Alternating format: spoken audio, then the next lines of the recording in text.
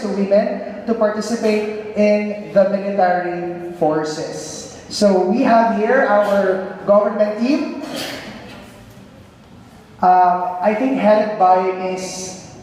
Mary Rose Tan as our Prime Minister. Our Deputy Prime Minister is Ms. Christine Mera, and our Government Whip is Mr. Pascua. So a round of applause for our government. And our opposition is led by the Leader of the Opposition, Ms. Regine Tadios, and our Deputy Leader of the Opposition is Ms. Ann Pamplona, and our Opposition Whip is Mr. Salvador.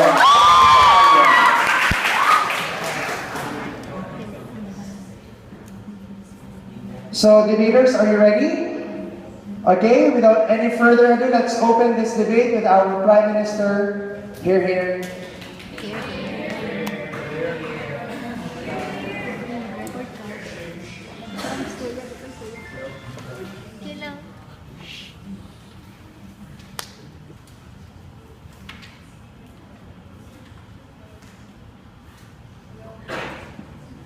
Hello. Ladies and gentlemen, adjudicators, my fellow debaters, good evening. Today, I am here to support the motion that this House would give incentives to women to participate in military forces. I would like to specify what I am talking about. I would like to define and specify the following parameters for the given motion. By incentives, it pertains to the rewards and work benefits given to women in the military forces, while military forces pertains to any government-approved military forces. So, while sexism has greatly diminished in the past decade, it is still present and rampant. Thus, giving incentives to women will help to motivate women to participate in military forces. According to a statistics given by the Israeli government, in Israel as of the present, there is 88% of military roles open to women. So, this House would like to present two arguments. So, the women empowerment to be presented by the Prime Minister, yours truly, and the motion given would strengthen the military forces to be discussed by the Deputy Prime Minister, and to clarify, the motion will be done by the whip. So, women empowerment. Our House believes that giving incentives to women would empower them. They will not feel inferior because, as what I have said earlier, sexism has been an issue in our society. It is evident because there is a notion that men think, or people think, that joining the military is for men, when in fact women may be as capable as men. Women may not be as physically strong as men, but they are just as capable as men. They can perform in the biometrics, infirmary, tactical questioning, and evidence questioning in the military. And these roles are essential for the military forces.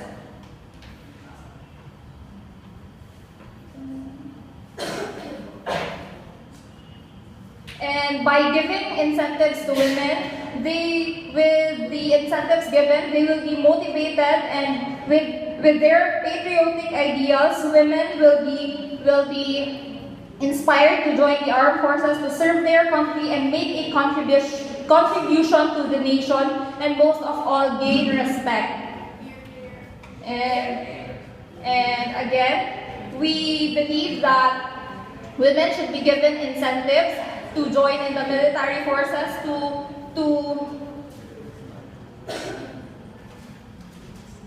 for their own, so that they will not feel inferior and they will be empowered. After all, women are as capable as men. Here, I rest my case. Okay, the speakers spoke for 3 minutes. Okay, the POIs will only come from the opposing team. Okay, so the audience can raise any POI. This time, let's proceed our Leader of the Opposition to provide us with that match.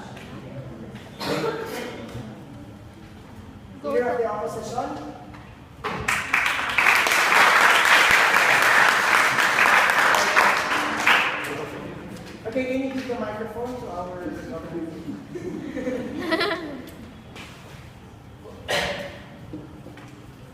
Yeah. Ladies and gentlemen, to the adjudicator and to my fellow, good evening. Before anything else, I am the leader of the opposition.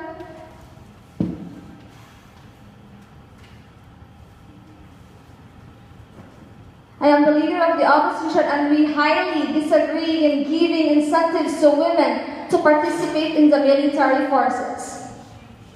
I am the leader of the opposition, and I will discuss about the alternate way of spending the money for incentives. And the deputy leader of the opposition will discuss about the justification of equality between men and women and implication of extensive rewards. And the opposition will rebut, rebuild, and refute. Before anything else, I will first rebut what the Prime Minister has stated. First, we are not questioning the capability of women in the military forces. And second, incentives are, according to the studies, incentives decrease the rate of production and the motivation. It decreases. And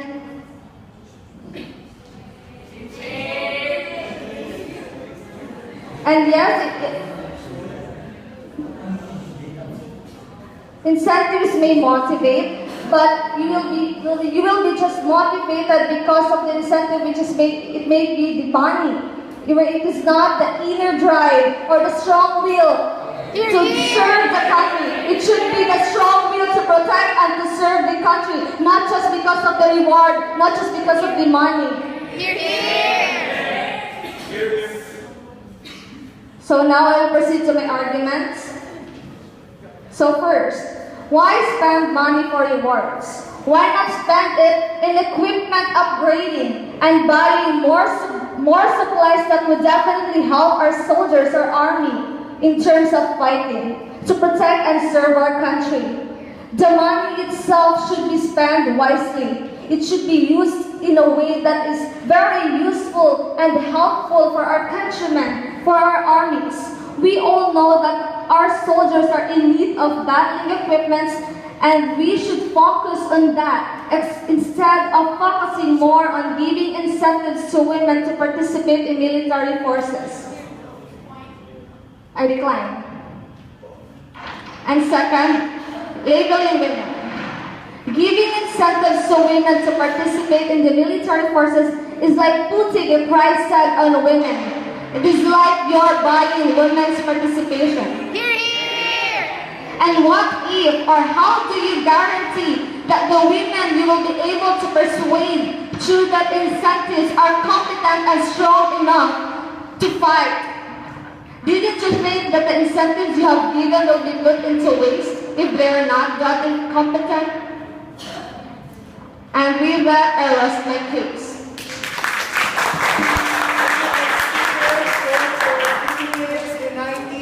Again, as leader of the opposition spoke for 3 minutes and 19 seconds. This time, let's proceed to our Deputy Prime Minister to review the case of the Prime Minister, so as to provide more arguments from their bench.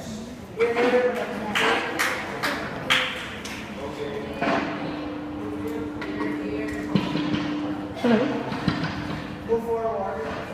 Move forward. Move forward. Move forward.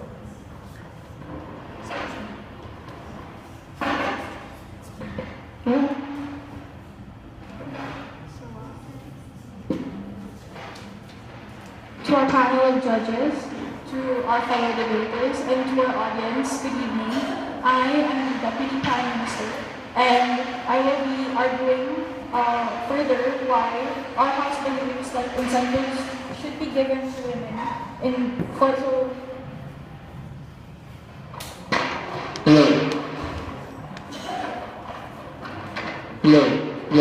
Hello. So, to repeat, I will be further arguing why our House believes that women should be given incentives in order to join military forces.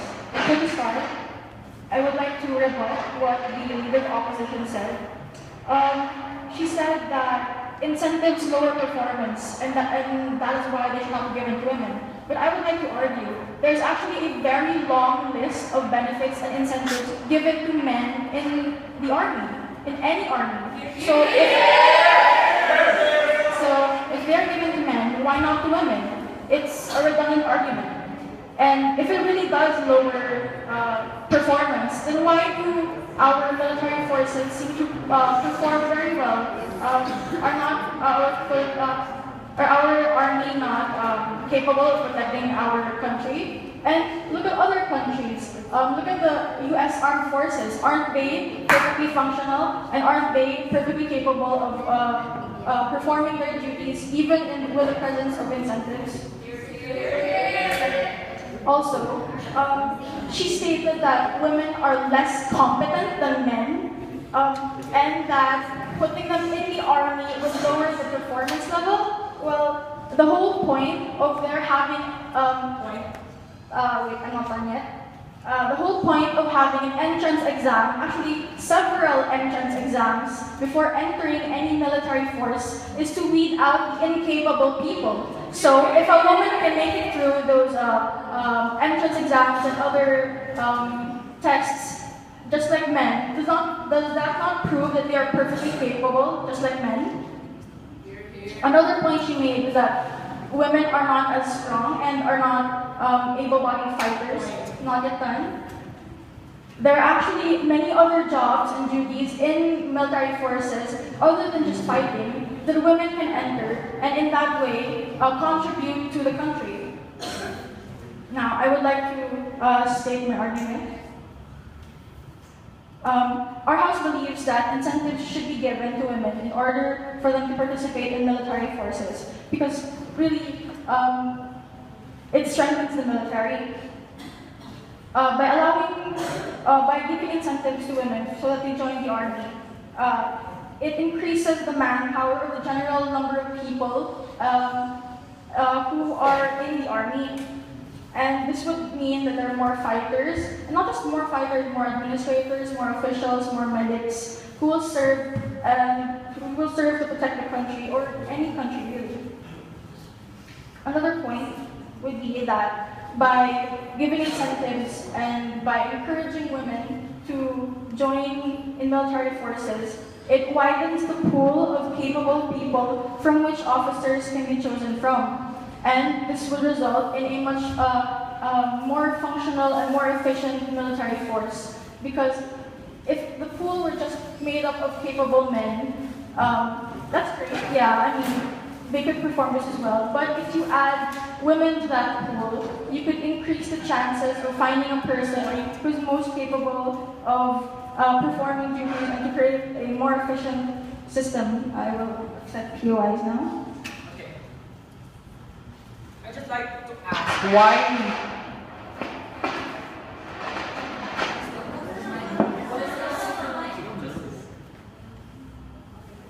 I'd like to ask why would you give incentives if you could just motivate? You can motivate. Okay, fine. You can motivate also other people, right? But why do we have to give incentives when we can also motivate them by increasing their nationalism? We are not saying You're here! We're not saying that by not giving the incentives.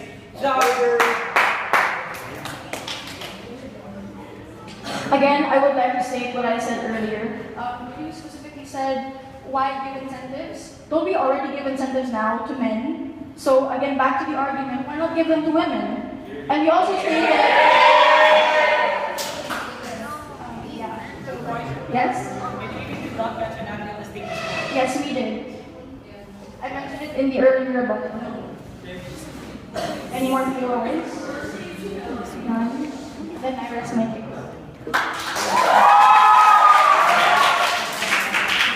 Okay, the Deputy Prime Minister spoke for 4 minutes and 50 seconds. On to our Deputy Leader of the Office. So, good evening, ladies and gentlemen, educators. First of all, as I have prepared some responses to the arguments of the affirmative. So again, we are not questioning the capability of women in the military. What we are questioning is the idea of giving additional incentives of what the men already received to women, but why only women? And also, we do not give the idea that we are closing the military only for men. We are not giving that idea. Here. So, on to my first argument. So wait, I have two arguments.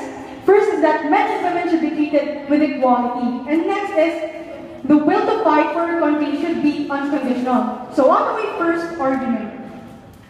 Men and women should be treated with equality. So, as a reiteration of my response, why only give incentives to women? The idea here is equality. Feminists, most especially, argue for equality among men and women, but we do not see how giving incentives to women to join to the military is equal to both sexes. If the affirmative thinks it is a way of minimizing or diminishing discrimination among men and women, it is all the more a very crucial factor to the addition of what you are aiming to abolish. Instead of empowering women, giving incentives for them to join the military is like tantamount to putting a label or a price tag on them.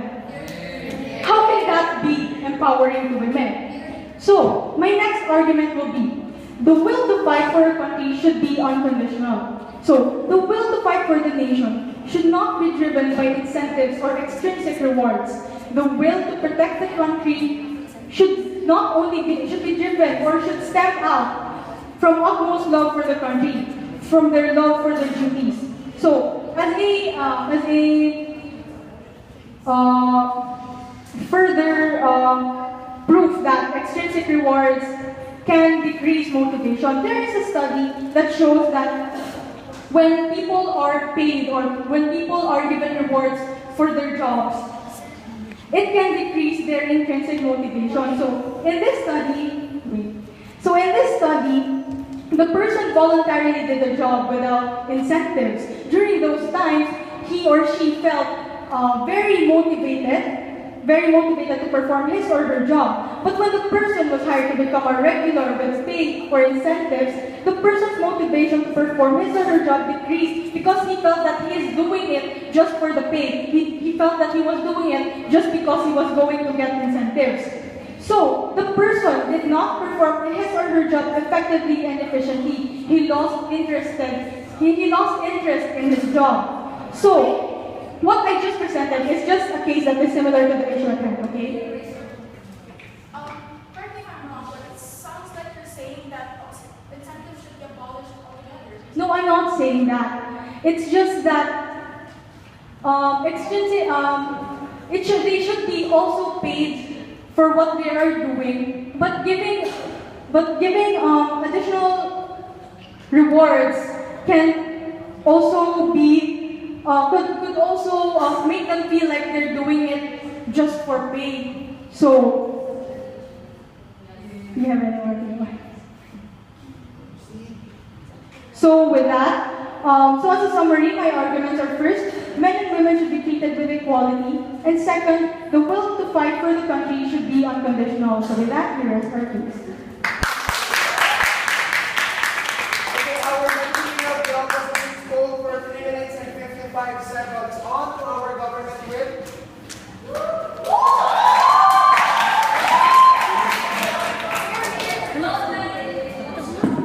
Hello. Okay, good evening, educators, sir, fellow debaters, and audience.